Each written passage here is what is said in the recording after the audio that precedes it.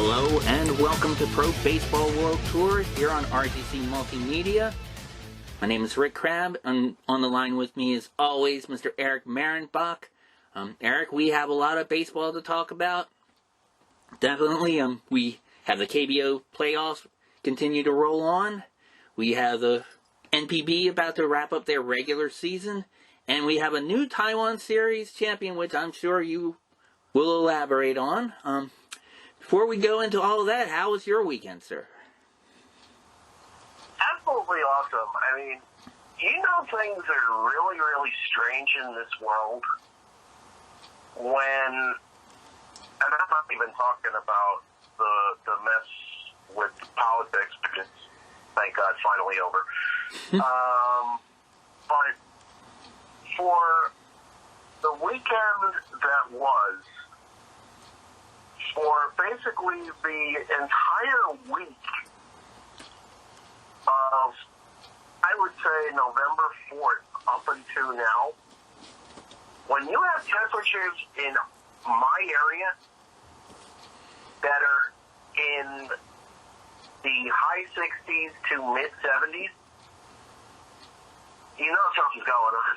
Oh, wow, yeah. An absolute great sight.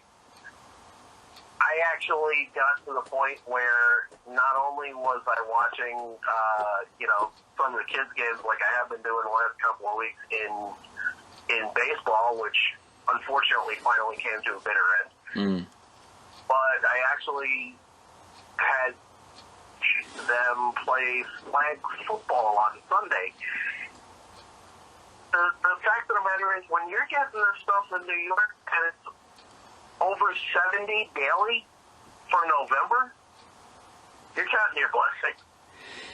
You are. And, well, I guess it depends how you feel about environmental issues. I mean, there are some environmentalists who think that, we're going to be in a lot of trouble because of that. I mean, personally, I agree with you. I like the 70-degree weather, but I don't know. Like the weathermen usually say on TV, the farmers need the rain and all that other nonsense, I guess. I don't know. But, no, I enjoyed it too, especially since the week before where it was bitter, bitter cold. I mean, it was, I don't know. I was concerned about some things in my car. I think I may have mentioned this on here before, Eric, and I probably mentioned to you, I do photography every now and then, and I had my camera in the car that Halloween weekend where it was nasty cold. I was concerned about that, so I brought everything in, but because I think I did a shoot like maybe a week before that, earlier that week, and just hadn't had a chance to put stuff away, and sure enough, it was 20 degrees one day and 70 degrees 2 days later, so it's just crazy what's going on in the U.S. East Coast weather-wise. I'm not going to explain it. I'm just going to enjoy the ride day by day. Whatever happens, happens. Just sit back and enjoy life. Right. Which, to me, includes all the baseball, no matter what the country. Yeah, definitely. And we definitely have plenty of baseball to talk about. And I don't want to get too political because actually on election night I went out with some friends and watched there was a nightclub. They actually, because of the COVID restrictions, they decided to show drive-in movies, quote unquote, in their parking lot. They had like different concerts every day. They had AC/DC that night, so I went to that and just had a good time, even though the beer was almost as cold as the temperatures that night, but it was still fun. But no, I mean, those are the kind of temperatures where you don't mind if the ice cream stands out for a little bit because it's not going to melt on you. True that. And how, I don't know, one positive, I think, as far as the end of, or supposed end of this nonsense, I have a feeling there might be some litigation and some other stuff going on, but I don't know. There's going to be litigation, but no changes. Right. Yeah. For all we know, and for all we've been through these last 4 years, the TV evangelist slash president is going to do his darndest to stay that way. Mm-hmm. bottom line, we've got lame duck until January 20th, and then we see what happens. Yeah. But, again, no politics. Yeah. I just want to be happy, comment on our sport, and keep everything going. Yep. And I want us to be healthy and be able to see some baseball games this coming summer, or fortunately any time of the year in another country if we do that. We'll get there. We just need to heal a little bit. Yeah. Progress in whatever needs to be done to get to that way. Just take life day by day and enjoy it. Some people can't get past certain things. Yeah. Okay. Yeah. Amen to all of that. Well, as you had said last week, Eric, we put a bow on Major League Baseball, and because of the pandemic, there are no fall leagues, winter leagues, anything like that in the United States and Canada that I know of, So we will automatically take our world tour to our friends in South Korea and the KBO and the playoffs in the KBO. And going through the gauntlet that is the KBO postseason. Before our last broadcast, we had the first matchup between Kiwoom and LG. And they had that unusual system where the higher seeded team already had a 1-game lead, and basically the lower seeded team had to win too. Well, Kiwoom was unable to do that. LG had moved on to face their roommates, rivals, longtime rivals at Domsil, the defending champion Tucson Bears, and they were unable to get past the Bears, losing both games consecutively. The second game with my man Tyler Wilson. And one thing I'll say about Tyler Wilson, Eric, as an Orioles fan, when I first started watching KBO and I was listening to other Baltimore sports talk, they were kind of dismissive only because of some of the pitchers that were pitching in the KBO, remembering how they were in the major leagues, and especially Tyler Wilson and Mike Wright with the Dinos, and how I remember actually seeing both of those men in the minor leagues who looked promising, and then when they came to Baltimore, it was batting practice pretty much. And they were like saying, really? KBO has those guys pitching? But Wilson has pitched very well, and I think a lot of pitchers, I think the KBO is a good league to hone your craft. Not so sure about the bullpen pitchers, but I don't know. Other than that, though, I think the league is a great level of play. It's fun, entertaining level of play, especially when fans are involved. A few times they have been this time of year, but as we'll get into when we talk about your friends in Taiwan, I mean, that really does add to the action over there. And I'm glad I got to discover the KBO because I met you and a bunch of other cool people in the Facebook groups, and we probably wouldn't be having this show if it wasn't for the pandemic and KBO's exposure to these shores. So, I don't know. What are your comments about that, Eric? Well, getting back to Tyler Wilson for a second. Mm-hmm. Beginning of the year, he started off really bad, and everybody was comparing him to his days in Baltimore, where, as you were saying, it was basically batting practice for him. International leagues in general seem to be the league of the quote-unquote foreign pitchers.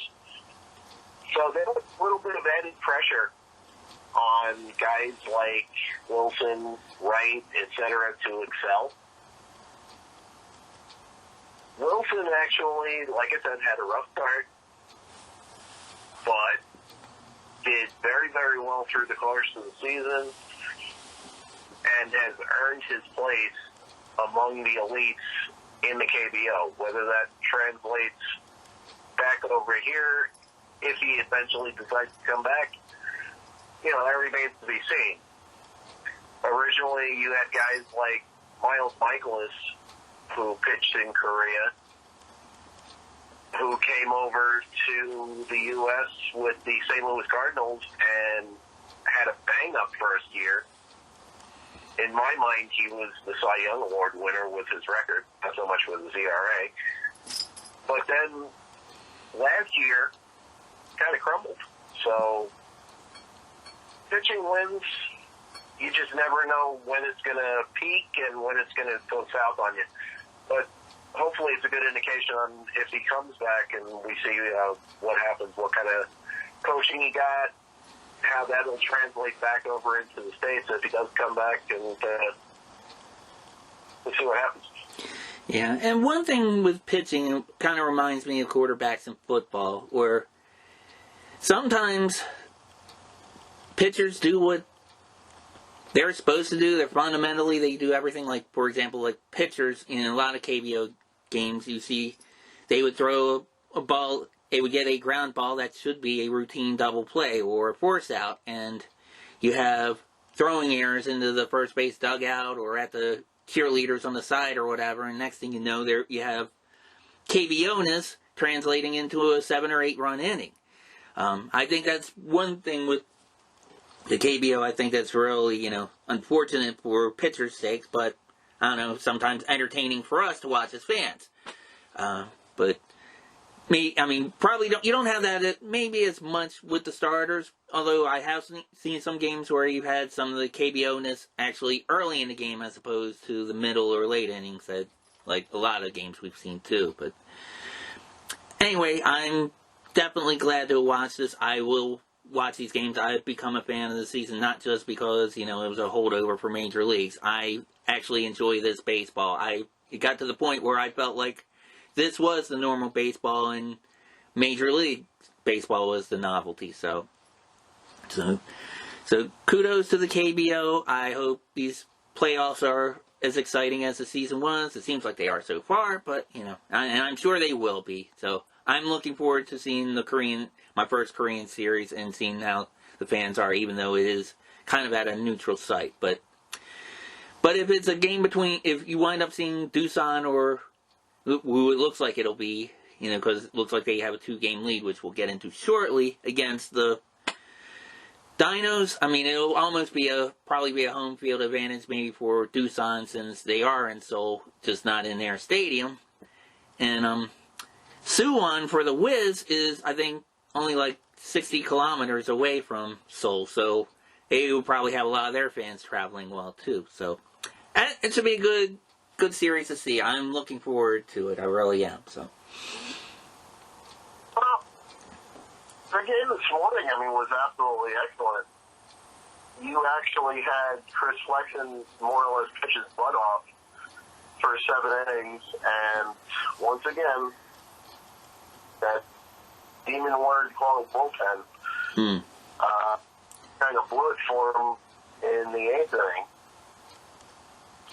But Doosan managed to get that run back and make it hold in the 9th inning.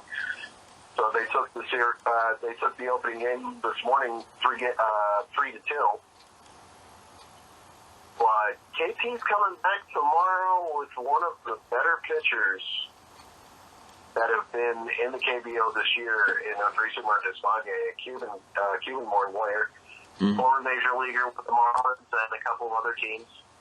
So this could turn into a nice, interesting series here. Yeah, I hope so. I'd like to see them stretch it out. It's good pitching defeats good hitting, no matter where you go. Mm-hmm. And whoever wins out of that series, I think it's going to be an interesting storyline where you have the Dinos who are in their first Korean series, and then you have, if the Wiz somehow comes back and advances in the series, it'll be their first Korean series, where Doosan, they're defending champions, and they've won or appeared in several Korean series in recent years, so it'll be kind of like the established guard against the new blood. So, that should be fun to see either way. So I actually like it to the point where the strategy in the game this morning was just so unbelievable, to the point where in that 8th inning where KT was rallying, you actually had to make a decision to walk the bases loaded because Mel Rojas Jr. was up with runners at first and second. the game had already been tied. Rojas could have put the game out of reach, but instead you basically did an unintentional intentional walk, actually throwing the first two outside, and then saying, screw it, put them on. Right. Only to see Bears get out of it. But, of course, after already surrendering the 2 runs.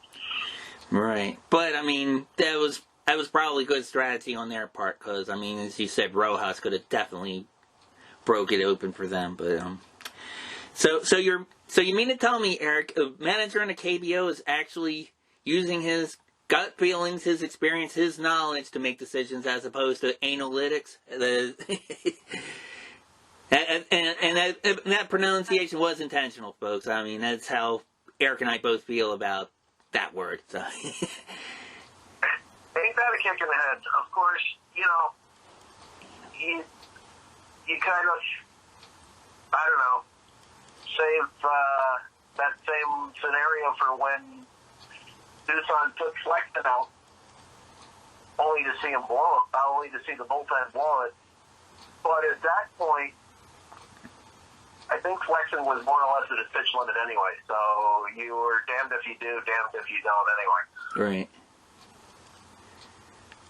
And, I mean, we joke about that. I mean, part of the reason that part of the game pitchers make that decision is usually they figure that's when arms get tired, but I don't know, young old-timers like you and I, Eric, I mean, we're used to seeing pitchers do complete games, especially in postseason or World Series, or in this case, Korean Series. I mean, it's like I had even heard, I mean, you and I had been speaking, and I've heard on other talk shows talking about, man, if a manager came and pulled Tom Seaver when he was playing, he probably would have got in a fist fight. And then here in Baltimore, and he said if it would have been Earl Weaver doing that to Jim Palmer probably would have been kicking Earl Weaver all across the field. But, it's, I don't know, but the game has changed in the last, 40 years or so with that. And to me, that's an unfortunate part. I like to see pitchers go a little longer, but, that's why you play the games, I guess. I guess when your union is more powerful and your players can make more money and they want to, preserve their arms, and I don't know. I don't know. Get off my lawn. That's all I'm going to say. But, I get back to the past because, after all, he went 7th and a third and pitched his butt off. I mean, he struck out 11 guys over the 7th and the third, so he was spent. But, again, your bullpen's got to perform. So they took him out with a man on. Lee comes on and gives up the gopher. What are you going to do? Yeah. You look next season for some better bullpen pitching, hopefully. But, I don't know. As a lot of our friends on Facebook joke, that's KBO-ness, so probably all 10 teams suffer through that at one point of the season or another. But, Everybody does, even though we're here. Yeah, no doubt. So, as of this broadcast, the one-game lead for the Tucson Bears. We're in the Gophers. Why not? Yep. Okay. Yeah. My name is Jason Giambi, and we'll be right back. No, I'm just kidding. But, all right. Chevy Chase, okay. What's that? I'm Chevy Chase, and you're not, okay? Yeah, okay. All right, there you go. Careful going down the steps. No. But, oh, God. All right, so, anyway, Tucson has the lead, and the KBO playoffs continue, and the winner of that series faces the NC Dinos. You have any other comments regarding that series, Eric? Or no, I'm just loving the fact that I can watch that game early enough in the morning. You've actually got some leftover games in the NPB before their quote-unquote climax series starts. We've already gone through the nomenclature of that, but yeah, that's for another. And sad to say there will be no swallows in the climax, but anyway, No, we'll get to that later. Oh, wow, okay. Yeah, I went there. Sorry, folks. No, I'm not. Sorry, not sorry, but anyway. So, at least great minds think alike. Yeah, there we go. All right, well, speaking of great minds, we're going to take a quick break, and when we come back, the great mind that's on the show with me is going to go into detail the conclusion of the Taiwan World Series in the CPBL. You're listening to Pro Baseball World Tour here on RGC Multimedia. We'll be right back.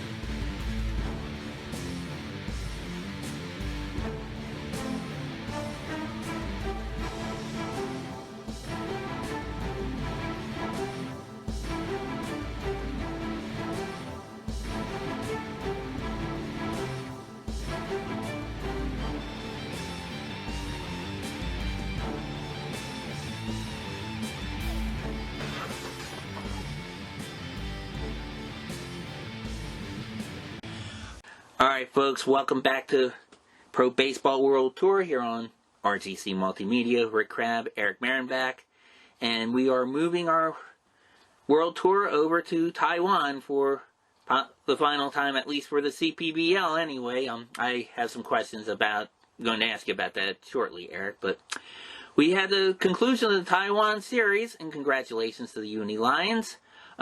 Eric, I know you have plenty to talk about on this, so take it away, my friend. Oh my God. Where do I begin? I mean, this is a series where, first of all, the Lions haven't been in the Taiwan series for some time, and I believe their last actual championship was back in 2013, right before the WBC, so I had actually somebody get me shirts from there. But this team did not quit. They had a bad first half. They came back and had to jump through some hoops and do a little praying here and there. But they won the second half on the last day of the second half of the season against the Brother Elephant to actually face them in the Taiwan series, be down 3-1. Good Lord. Only to see them come back, win the last three, and here's the kicker. All three pitchers that won games for the Lions were North American. Brock Dykorn, who is of Canadian descent and a former Astro, not only won Game 5, but closed Game 7. Jesus. After a fantastic performance by former Red Sox Teddy Spangler. And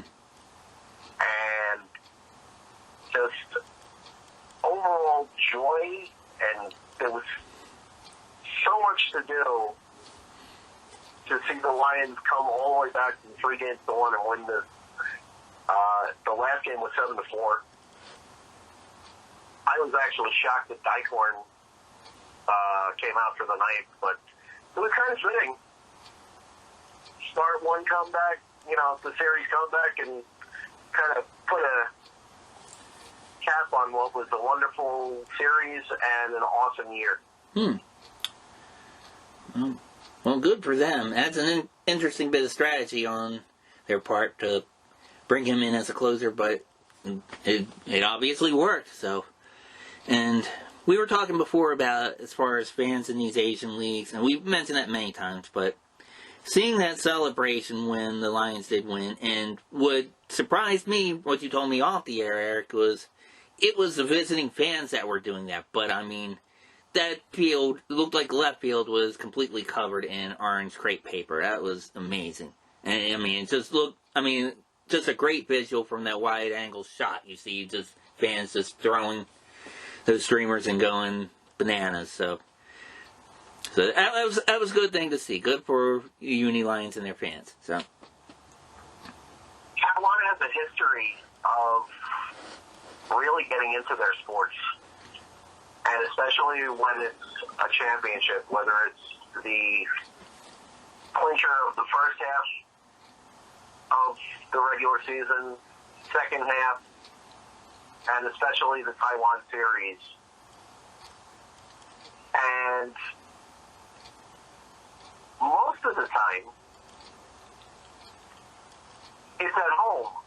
So the majority of the fans are the home team. So you get even more of an effect of the streamers from that much more of the crowd. Mm. Now, in contrast, if the team is on the road and they win, you only see a small portion. You know, the stadiums will be packed because for that last game yesterday, there were definitely 15,000 fans in attendance. Right. But the majority of the fans were out in the outfield because that's how they sell their tickets. The sportsmanship that goes on in the CPBL, NPB, whatever, where there's no booing, there's no bitterness, but each team has their fans to give themselves the opportunity to root for their team. Hmm. It's just a great thing to see. And it every game gives me goosebumps, especially during playoffs. And I can remember I was actually at the Taiwan series back in 2015. I think I mentioned this a bunch of times, where Pat Mish pitched a no-hitter for then the Wamego Monkeys to win a Game 7. Pitching that no-hitter and seeing the celebration with the light blue streamers at the time were awesome. Notwithstanding the fact that the celebrations after where the team actually gets to celebrate with the fans, they'll all come back out with their championship gear on them, and they're spraying themselves with anything from bottled seltzer to beer to champagne. Hmm. Anything's out there. Anything goes. And, of course, you get your media announcers giving interviews for the place. It got to a point where in 2015, one of the guys actually came over to my area. I had gotten down behind home plate right in front of the screen there. And he says to me, "Yo, dude, you drink beer?" Oh, nice. Which, technically I don't. But he shoved the beer can, in between the screen, and I just opened it and sprayed it over everybody. It was great. Nice. And then somebody proceeded to get a selfie of the entire section, and I managed to get in the post-game celebration there. So it was just, wow. Oh, man. Bet you were in your glory with that. That sounds awesome. Oh, yeah. There's no comparison in any foreign championship game, whether it's Taiwan, Japan, Korea, Dominican Republic, anything where there's full fans in your crowd to get the full experience, and they actually appreciate you and celebrate with you on the field. Hmm. I mean, you're not getting out of there until midnight anyway. So it's a total party. It's great. Oh, it sounds like it. So. And it sounds like, as I've mentioned again, it sounds like a bucket list for sure. So, but hopefully things will heal up and things will straighten out and we can go to all this stuff. I mean, And just think, 2 days ago, that league ended with the comeback. You've got now the month-long high school baseball series, kind of like NCAA Big Dance in college basketball. That's going on. And you also have what's starting tonight. It's sort of a winter league, but not really, called the Popcorn League. Okay. Where it's pretty much semi-pro. As a matter of fact, most of the teams are more or less corporate names, like they do in the KBO, where there's a bunch of bank sponsorships and all that stuff. The players, they're not as famous. It's kind of like an Arizona Fall League. Mm-hmm. They're trying to show their wares, and who knows, maybe they can either get in the draft the following year for the CPBL or show their wares somewhere else. But it's still baseball nonetheless, just a different level. Right. Oh, yeah. Popcorn starts watching it. And, that's all, folks. All right, well, we can put a bow on the CPBL, but are the games in these leagues you just mentioned, this Popcorn League, is there anywhere you can watch them, or is it, there's a YouTube channel that will have all the games live. I believe there's 3 games a day. Let me just see something here real quick, because, like I said, the first one is coming on in an hour time. But I believe there's 3 games a day. I'm pretty sure that it's in the same stadium. Whether they're consecutive or not, I'm not sure. But, and yes, they do have cheerleaders. Oh, okay. They call themselves the Popcorn Girls. Oh, nice. And as a matter of fact, they have their own little song. Yeah. Which they'll do a little dance prior to the game and in between in the 5th inning. Let me see. I just pulled up the site. The league runs from November 10th till December 15th. Okay. No, there's only 1 game a day. No. There's 2 games a day. One is at 8 o'clock East Coast time, and the other is at 12 o'clock noon East Coast time. And, of course, now with us getting back into standard time, it's a 13-hour difference, so you can pretty much judge the time difference from there. Okay, gotcha. All right, well, yeah, we can definitely check that out. As of yet, but that's what opening days are for. There you go. Yeah, well, as Terrell Owens once said, get your popcorn. Yeah, so fans can check them out. All right, Eric, do you have anything else to expand about the CPBL or our friends in Taiwan? And well, it looks like we're putting the bow on CPBL, but I don't know, this Popcorn League sounds interesting, especially with what you had just mentioned. Anything else you want to expand upon that before we take another break? Or it's like I said at the beginning, it's been an awesome year. Congratulations to every team that played their hearts out. Next year, you get the Weichung Dragons added into the league. CPBL is a fun time, folks. If you ever get a chance to experience it, come on out. All right. Well, how am I saying? Yeah. Well, if for those listening in the ROC, yes, please do. I'm sure, sure we don't have to twist your arm for it.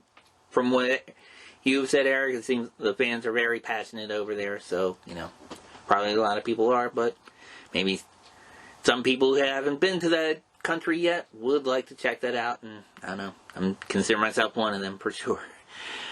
Alright folks, we're going to take another quick break, and when we come back we're going to take our tour over to Japan and talk about the season winding down for the NPB and their upcoming postseason. You're listening to Pro Baseball World Tour right here on RTC Multimedia. We'll be right back.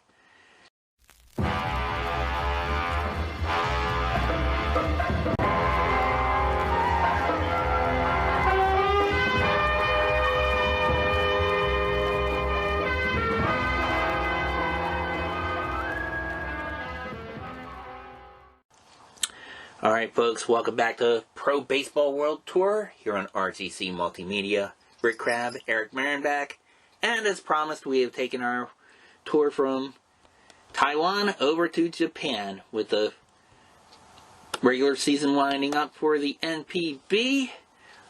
Eric, I'm guessing a lot of it's like some of the other leagues we talked about, have some makeup games that are going through, and we're anxiously awaiting their postseason, especially the Climax Series.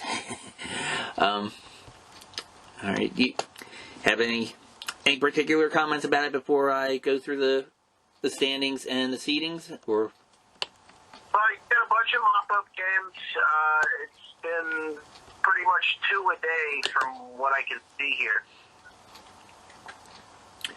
Your season is going to end on Saturday, and the Climax Series will begin on Saturday with SoftBank against the Lotte Giants. That should be good. SoftBank is way favored, but the Lotte Giants did have some really good moments. And if you're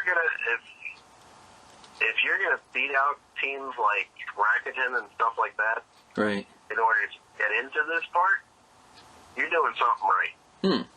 Okay.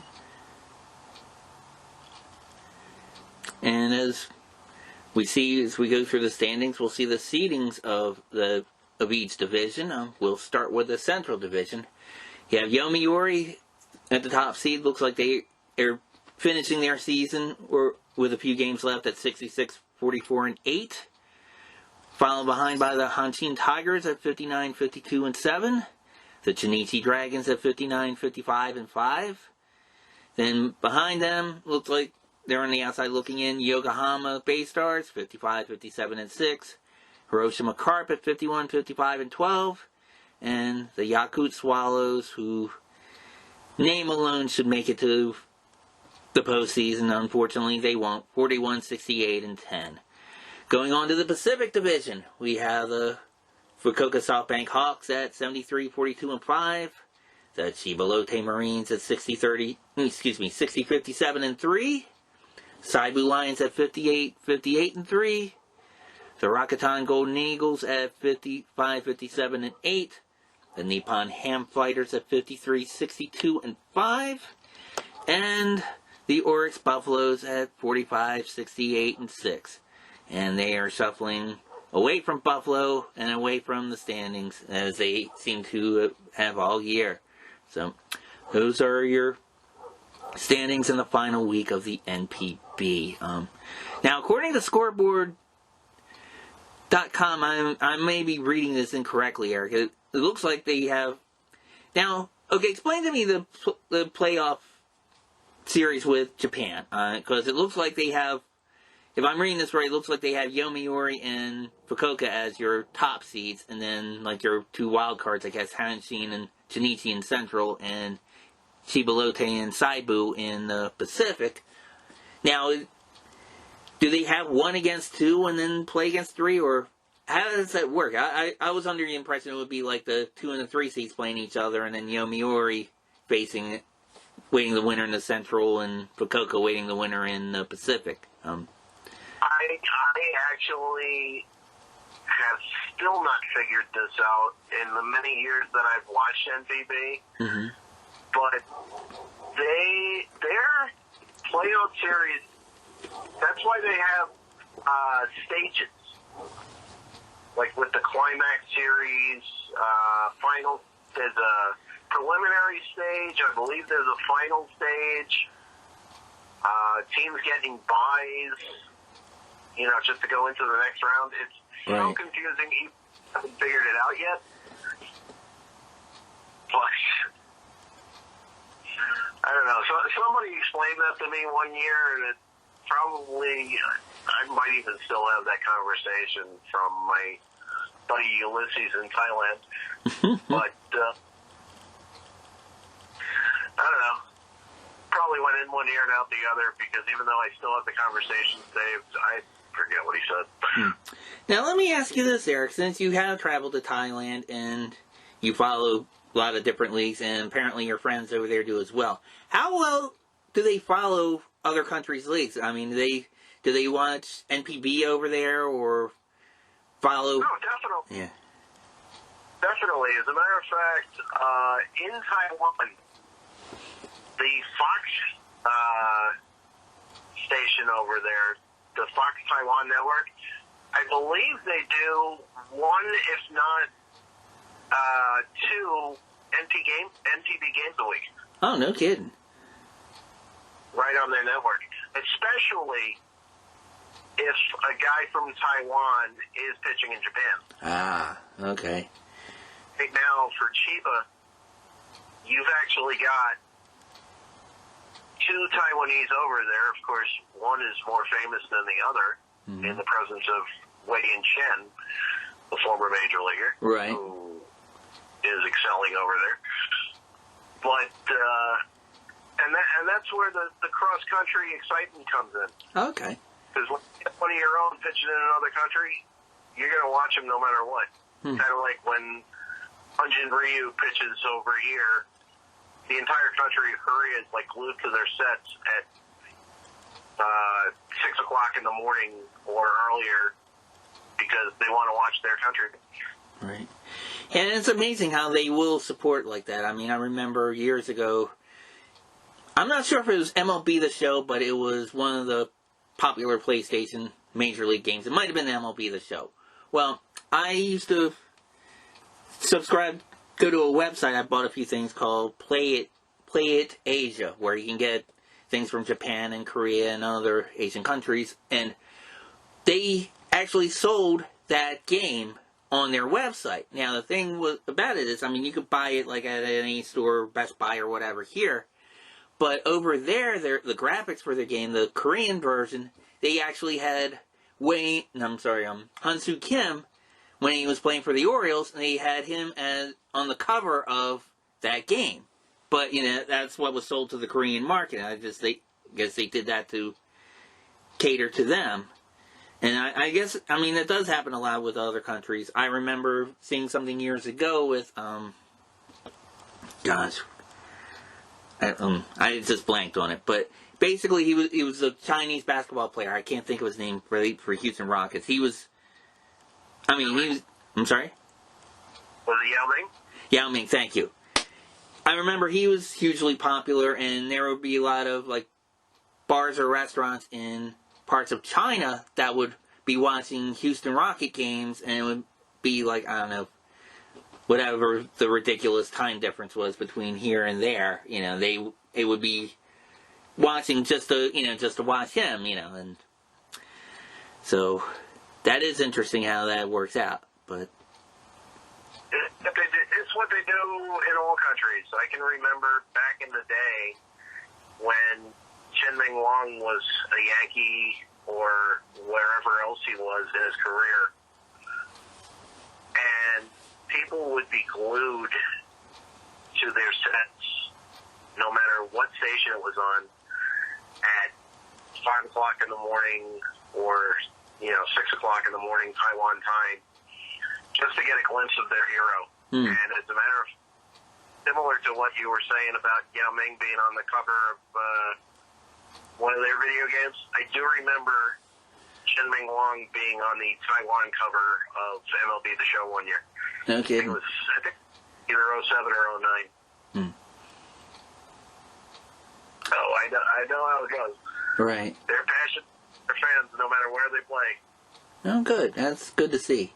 Yeah, another reason I asked that, too, is because I remember you saying, I think you would, when we were talking about what our favorite Gear Up teams were, I think you said you had bought a NPB jersey somewhere in Taiwan. So, you know, I was curious about that, how big it was over there, but that's cool.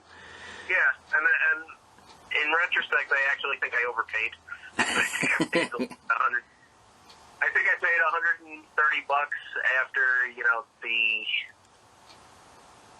currency exchange. And some people were looking at me like, why you pay so much? Right. Well, it's only worth, maybe 30,000 instead of paying 39,000. Gotcha. But, you know what? YOLO. Yeah, no kidding. And I'm sure the Taiwanese have their own version of you only live once, but right. that's how I felt at the time. Right, and I mean, probably a lot of Americans would probably figure, okay, you know what, that's pretty reasonable. If I could go into buy a Yankees jersey at Modell Sporting Goods and, pay the same amount, and not even have it shipped, just literally buying it there, so that's what people are used to paying. So, that's pretty reasonable, actually. I mean, I was looking at like something like the KBO gear, and a lot of it is like you have to deal with deliveries, and then whether their sizes compare to sizes in clothes sold in the United States, that kind of thing. But even with the delivery and the freight and all that, you're probably paying about the same as you would for getting a Nike or Adidas or a Reebok jersey of a team in this country here. So, They're probably all relative, but it's called building my memorabilia. Yeah. Well, I mean, a lot of people who follow sports, you and me especially, can definitely relate to that. That's one thing with my new abode. I am getting some of the memorabilia out, and actually I have a frame that I'm going to put that Kia Tigers program that you gave me. And what's cool about it is I didn't paint the walls here, but the room I'm in is a lot of red, white, and black, so it actually will fit the color scheme pretty well. So, so looking forward to doing that. Probably have that done later, by the end of the week. I'm a little surprised at you. I thought it was going to be more of an orange, white, and black for your Orioles, but right. Well, yeah. Yeah, I mean, true, but I didn't design the room, but I mean, here it's still kind of local colors. If you follow the University of Maryland or the Maryland state flag, a lot of people have like red and black items for that as well. But I'm kind of glad it didn't. But I'll still put up my cartoon bird somewhere, Eric. You know that. But of course. Yeah. Wouldn't have it any other. Nope. No sir. No sir. All right. And as you have mentioned, Eric, they do AR mopping things up. We'll just go through the schedule real quick since everything will end this Saturday, as you mentioned. The 10th, you have Hanshin taking on Yomiuri. Also, the Yakult Swallows against the Hiroshima Carp. And the 11th, we have Hanshin taking on the Yokohama Bay Stars. And the 11th, you also have Hiroshima taking on the Junichi Dragons. And then Saturday the 14th, you have one game and one game only. It's a final regular season game, the Yokohama Bay Stars and the Yomiuri Giants. So, good times in the NPB as we get to the postseason. So, definitely looking forward to talking about their postseason as well. So, alright, do you have any other comments regarding the NPB? Well, the one thing that I did notice, and it was something that I read, I think it was yesterday, through the Baseball Pacific International group that we're in, the NPB intends to extend the extra inning rule for only the 10th inning through next season as well. You know that in Asia in the past, most of the time, they play up until the 12th to settle their games before being declared a tie.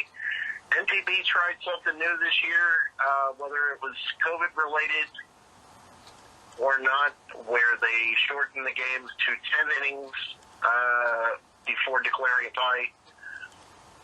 I don't know. Again, don't know if it was COVID-related or just that they wanted to shorten the game and maybe put a little extra strategy in there. Mm-hmm. But that's going to be the case for 2021. The roster size will be 31 players for the top team, and 5 non-Japanese players registered also plan to continue. So that's something interesting over there. Yeah, there's a lot of interesting quirks to that league. I mean, we joke about the KBO having KBO-ness. I think you can easily say that the Japanese have NPB-ness, things that are unique to that league. So, but it also makes it enjoyable, you know, it's to compare or contrast to leagues that we're used to. So, all right, Eric. Well, let me ask you this: with all this warm weather we've been having here in the States, I'm sure you've had a chance to watch some Mexican ball and some ball in other countries as well. What are your observations about some of the other leagues that are going on? So. Well, Mexico had a little bit of a hiccup where, and again, I'll quote the Baseball Pacific International group that we're in. For one reason or another, and they haven't really elaborated on it, the LMP, Liga Mexicana del Pacifico, more or less took a break, as we say. Whether the color code in the country as far as COVID is concerned went to a level where they felt a break was needed. That's what they're doing. So they're taking 10 days off to hope that the situation goes back from an orange to a green within the country so that they can resume again. And we see how it goes on the 15th. Meanwhile, you've got Cuba, who has actually been decimated by rain within the last week or two between all the hurricanes and stuff, so they haven't even been able to play. One league is going to be starting on the 13th, which is the Nicaraguan League. Then on Sunday, the 15th, you've got the Dominican League starting up. Nice. So those are 2 more leagues that we can do. Like I said off the air, you can definitely watch the Dominican leagues either through an internet package or through your Spanish package on cable. Or there are some YouTube channels that will do games, sometimes in good quality, sometimes in rather stinky quality, but it is what it is. Right. But at least you're able to watch more baseball either in the afternoon, late afternoon or early evening when it comes to the East Coast. Right. Okay. All right. And as I mentioned in other episodes too, and you and I talked about this also off the air, eventually we have to sit down. We got to decide as far as some kind of watch along. I mean, unfortunately, a lot of the games happen Monday through Friday, during day hours, and I work Monday through Friday job. That wasn't always the case. My job that I had prior to COVID was pretty much a graveyard shift, which was the opposite, which I probably would have. It's probably why I was able to watch as much KBO as it was, because of that shift in those hours. But anyway, that's what's so good about these Caribbean leagues, where during the week, now this is East Coast time, mind you, Dominican leagues will normally start anywhere between 6 and 6:30. Okay. p.m. And on the weekends, the game started at 4. So it's more or less perfect timing. Nice. Okay. Once that starts up, pretty much the same animal. How they're going to do it in the other leagues, I don't know. Nicaragua has had a habit of putting their games on right in the perfect prime time, East Coast time zone, like around 8 o'clock at night. So that's a perfect thing to do if we're able to watch. Colombia used to be the same thing, along with Puerto Rico, Venezuela, and stuff. The only one where you really got a tough time, and of course it's YouTube, so you can watch it on demand whenever you want, is once the Australian League starts. Those games, our time, are more or less, 2, 3 in the morning, unless it's a Sunday game, where a lot of those games, our time, wind up being prime time. Being prime time, our time? Yeah. Oh, no kidding. Okay. It winds up being day games in their time zone, but night games with us. Interesting. It works so perfect. It's a little wild and wacky and hard to, catch up with everything, but hey, that's why we watch, right? All right. Yeah. There we go. I mean, that could be something we can do. You and I could both pretend to be John Miller and Joe Morgan. Be like Sunday Night Baseball or whatever. But that would be really cool. Yeah. Well, even so, their commentators, over in Australia are cool. As far as the Spanish channels, they're all in Spanish. So right. Okay. I'm fluent in the language. You're not. Yeah. Okay. But we can do like a little dub job just as long as it doesn't sound too Joe Buckish. Right. No, that's true. Or you can just translate what they're saying, and pass it on.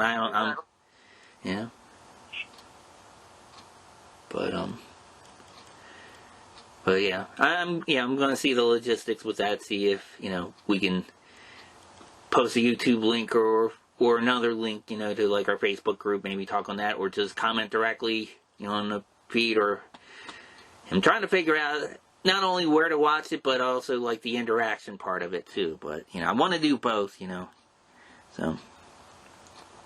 Oh yeah, it would be kind of fun. Yeah. I mean, I tried to get something similar done with the Twitter English broadcast, Taiwan series, and unfortunately we couldn't coordinate anything. Yeah. Well. We're friends over there, but still. Right. High quality. Okay. That's all I care about. Yeah, there you go. All right.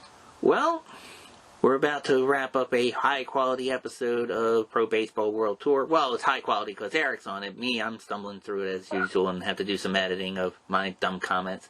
But anyway, Eric, do you have anything to end the show with as far as comments about anything in baseball right now? We have a lot going on and continue to do so, thankfully, throughout the year. The only other real thing that's going on is MLB's got its postseason awards that have started to roll out. Any sort of fallout from the World Series where Justin Turner did his little actions, which I've always been on the fence about it as far as, yeah, you know what, it's the last game, go ahead and celebrate, I don't care. Right. But MLB came down with the decision where they will not discipline Justin Turner, which I happen to agree with. I mean, come on. It's the last game, folks. Enjoy the second. All right, as long as nobody sick or infected or, any harm comes from it, I guess. I don't know. I was more concerned about that. I mean, just like anything with COVID, it's kind of like, all right, yeah, it's not just about you. It's about other people getting sick. But, if Major League Baseball doesn't care and the Dodgers don't care and, I don't know, other people that were at that game don't care, I don't know, maybe I shouldn't either. So I don't know. We'll see. But, all right. Yeah, you can focus the next year and the postseason awards and all that kind of fun stuff. Right. Yeah. Wondering how they're going to do that, if they're going to do it virtual or whatnot. But we shall see. Alright, folks, listen, thank you very much for joining us. And as always, we will have the NC Dinos cheerleaders leading us out with Baby Shark, and anxiously awaiting the winner of the Doosan Bears and the KT Wiz. Thank you for joining us, and we'll talk to you next week.